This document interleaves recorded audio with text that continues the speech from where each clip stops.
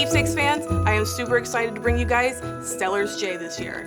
So for this year, in the past we've done lots of, I feel like, rounder, softer kind of birds. I wanted to do one that had a little more, I felt, stateliness to it, I guess. They're really kind of regal looking. The colors on them, from the dark, deep blues on the head and the really brighter blues as it goes, you know, further towards the back. They're fun, and I know they're noisy, but they are really gorgeous.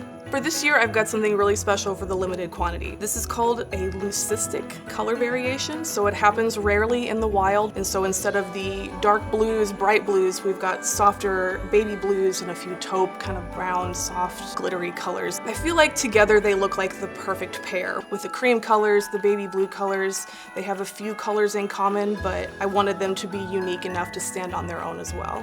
For this particular ornament, one of the little teeny tiny details, they've each got little teardrop shapes that appear over their eyes. For the standard edition over here, they even have further ones that appear on their forehead and raise up to the crest. It adds just fun, extra bright little details, especially in the limited quantity one, a little extra blue on the face there. So, for the nature lover or the bird lover in your life, these guys will be nesting in a Hallmark store soon near you.